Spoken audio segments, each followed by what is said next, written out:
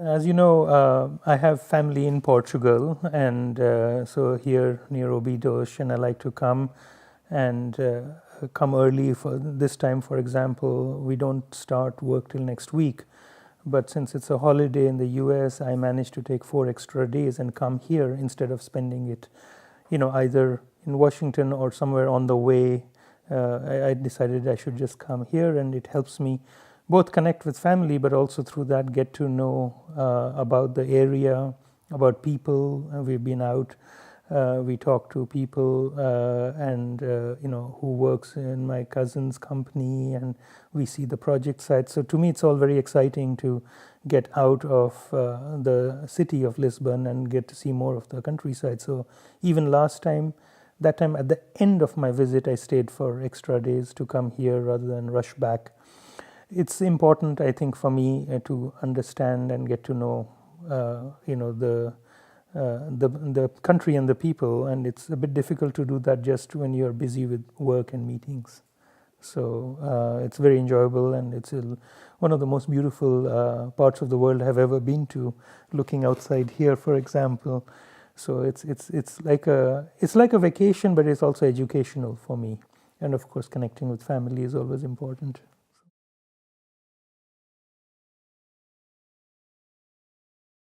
Well, we are all, I guess, complex human beings. We all have different sides to ourselves. Everybody does. So, there's, of course, the work side, which people here might be more familiar with.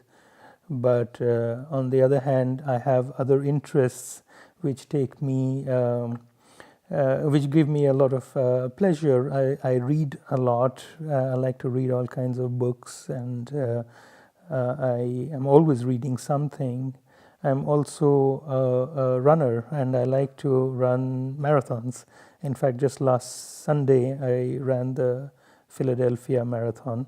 So that was, I wanted to make sure I finished that race before I came to Portugal, because it's a bit hard to keep up the training when one is traveling. So, there are different sides, but I think they all make for a whole person for everybody to have different kinds of interests, different kinds of hobbies. So work is one part of it, but there are other parts that are perhaps less visible.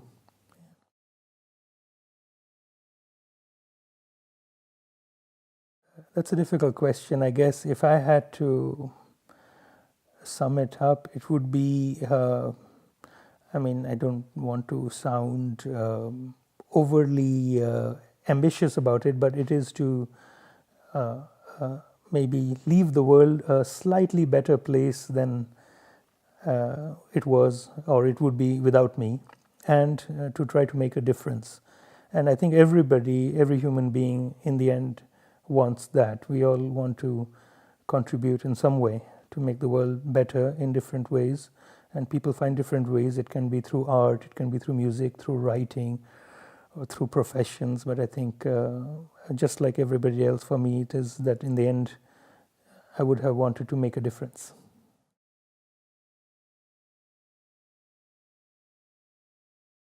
Well, there are many people who have been inspirational figures.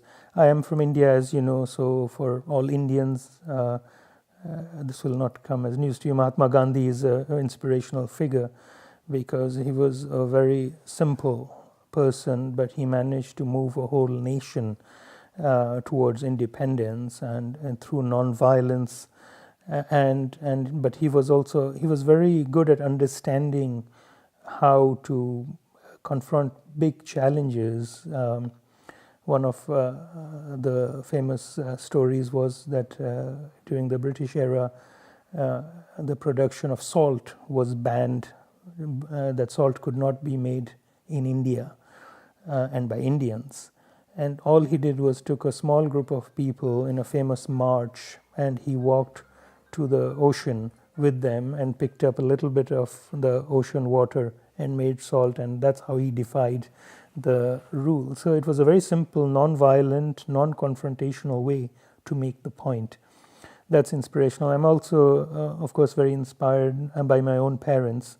They are people of great integrity, and they've always told me the value of hard work and doing the right thing, even if at times it is the most difficult thing to do. So, and they continue to be an inspiration even now. I talk to them almost every day, if not every day, in India, and then they always give me good counsel and guidance. So both my mother and my father.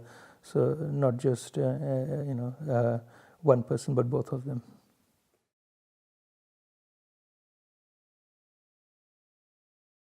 Oh, well, I mean, there are always parts of every job that can be quite boring.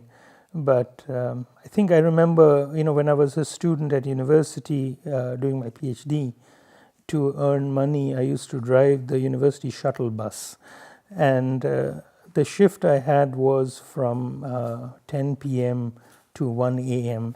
And I had to drive, basically it was to provide, a service to the students, pick them up from campus, drop them at their home. This was in Providence in Rhode Island, or pick them up from wherever they were, bring them to the library or something, because it was open all night. It was kind of boring because it was a routine every single day, and they were not. I would have enjoyed it if I could talk to them and engage with them, but my mind was on my studies, and I was thinking I should be studying or at least getting rest, not driving this shuttle bus. But it was so it was initially fun, but then after that, and I worked quite hard at it, but it was very, I must confess, it was a little boring at the time. But I mean, I can see the value and the service it provides, but for me, because it was something I was doing in addition to my studies, I was not as fully engaged in it as I probably could have been.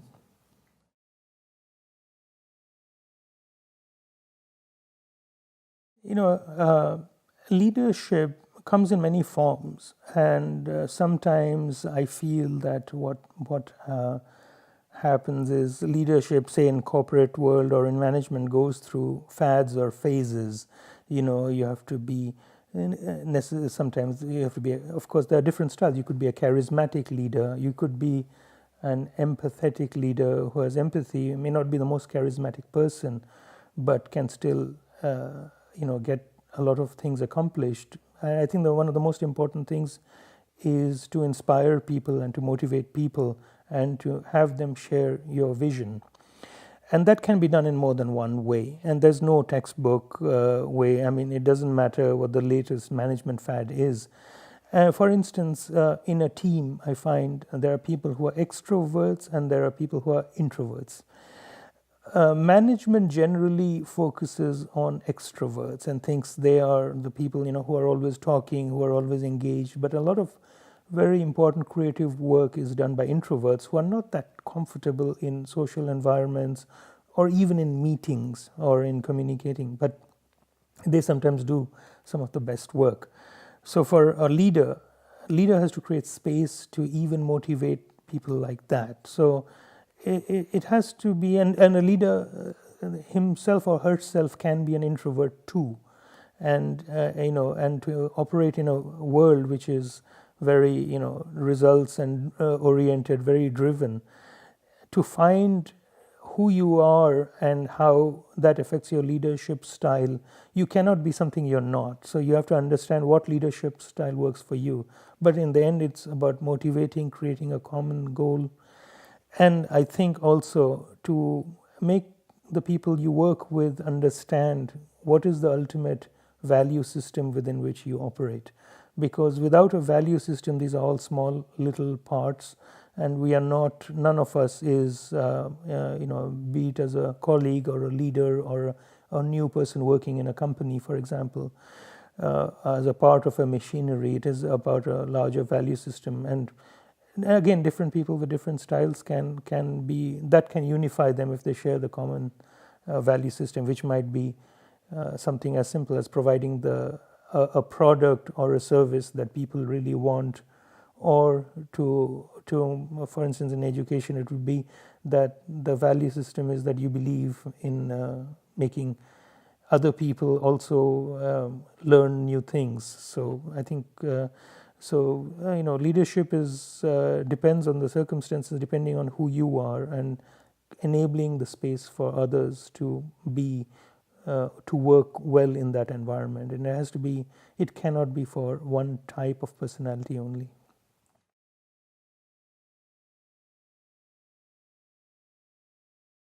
Well, let me start with the strength first. I think I am very, very tenacious or determined. When I have a goal, and I will fail and fail again, but I will keep going. I don't believe in giving up, or if it's a goal that has been set, that I have set for myself or has been set for me. And coming back to one of my hobbies, marathon running is something that I think teaches me that every time, because after, say, it's a 26-mile race, and after 15 or 16 miles, I have never felt good, even though I have done more than 12 marathons by now. And at that point, it's your body is not working, but your spirit keeps you moving. And then you ask yourself, as I asked myself last Sunday, it was a very cold and windy day, and I was asking myself, why am I doing this? It's not that I'm going to get a major prize or I'm going to, get anything out of it, but I was doing it actually for myself, to prove that even if it, is difficult, or maybe because it is difficult, I'm just going to keep going and finish. So I think, being determined, and I think that's true also in the business world or in any profession, to have that determination to finish what you start and to do it as well as you can is a very important attribute, and I try to do that. That doesn't mean I always succeed, but if I fail at something, I will pick myself up and go and do it again. And I think that helps me. So in a way, it's a strength. Now, as far as weaknesses go, I mean, like anybody else, I too get discouraged sometimes, and I don't dwell on it too much. But that doesn't mean I don't get discouraged when things don't go the way I want, or unexpected things happen that make me rethink how I'm approaching something. My other weakness, of course, is sweets and chocolates. I cannot stop myself, but that's a weakness I'm happy to live with. I think it's okay. We all need to have some weaknesses.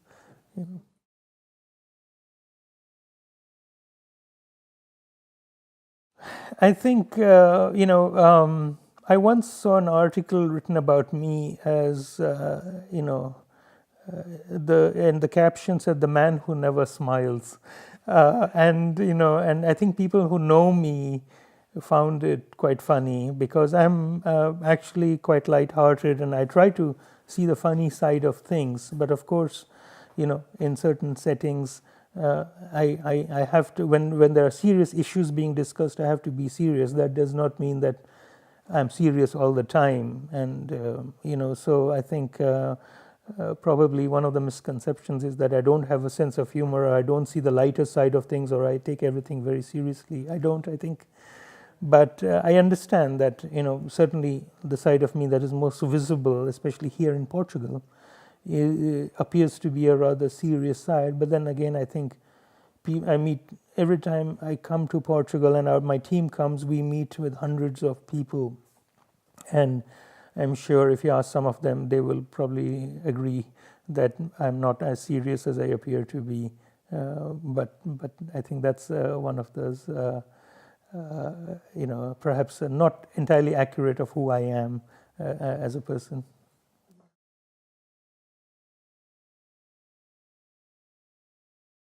It's a very rich, diverse country. It has a long history. I don't know all of the real Portugal, but I try to learn as much as I can each time. So I know some of it, I can say. Of course, we have Portuguese history going back in India for 400 plus years. So I was already exposed to that growing up.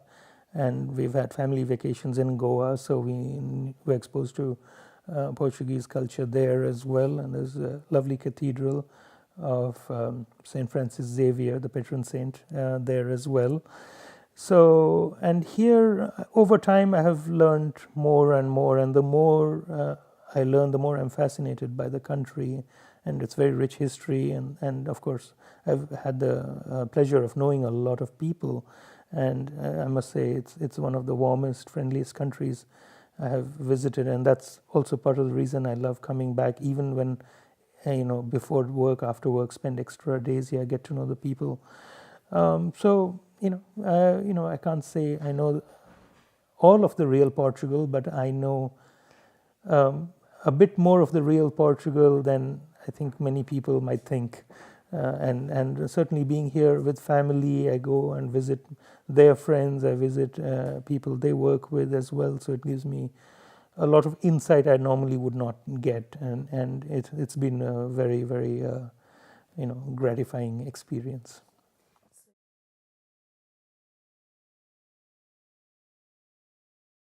Well, that I think every team faces that. There are periods of low energy, low enthusiasm, especially when there are failures or setbacks. But in fact, I think one important thing to understand from a team's point of view is that failure is a part of success.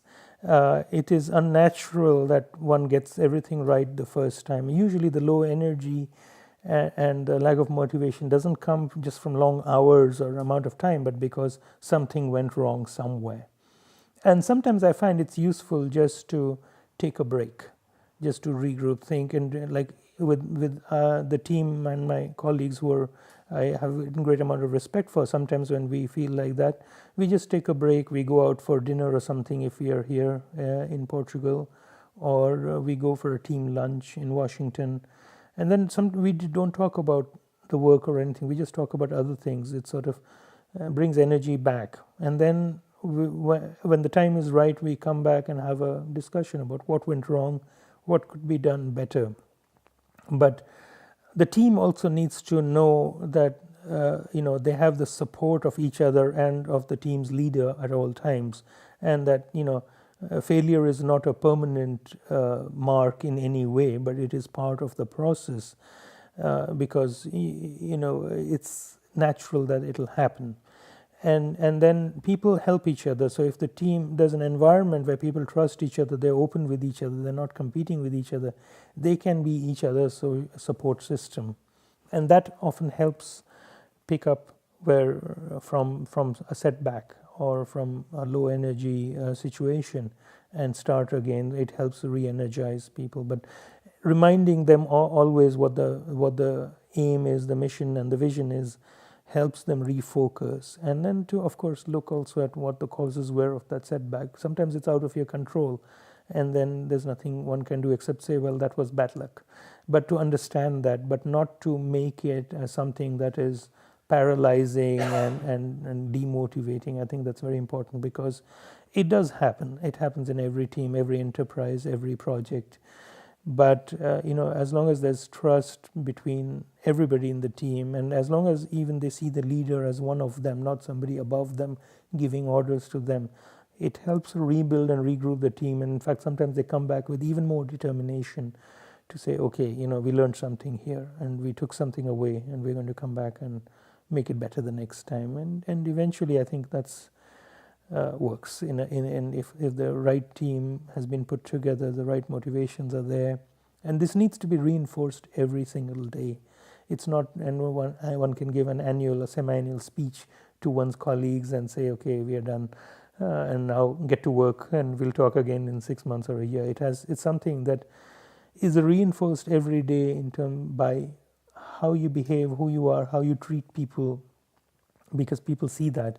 You have to again, and especially when you want to change things, again, to quote what Mahatma Gandhi said, be the change that you seek in others. So if you want to change something in the team dynamics, for example, you need to act the same way. You need to demonstrate that change yourself, and then change happens. And that's sometimes important when there's a setback, because things sometimes have to change.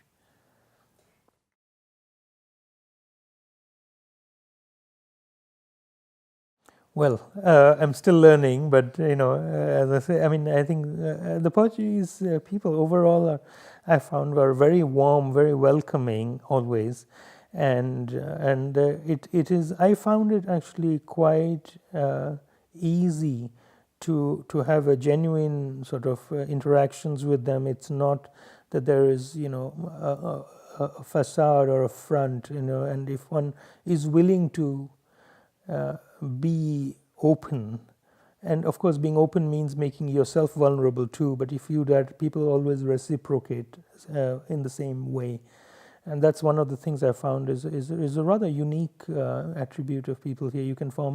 You may not agree with them, and we often don't agree on certain things, but that does not mean that we don't have a deep or deepening personal connection. And so that's one of the things I've learned, that it's actually a very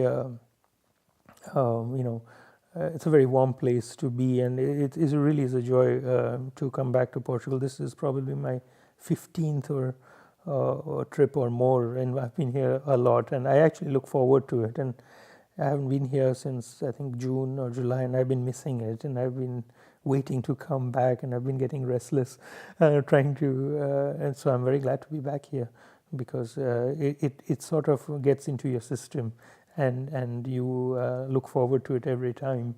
I know my colleagues feel the same way, because we've been talking excitedly about our next visit for at least the last 3 weeks, and planning what we'll do on the work side, but also planning where we'll go and have our meals in Lisbon, what trip we'll make. We're planning a trip to Sintra this time, and all these things. So all of us really look forward to it. We all, I think, share that sense of feeling really energized at the prospect of coming here.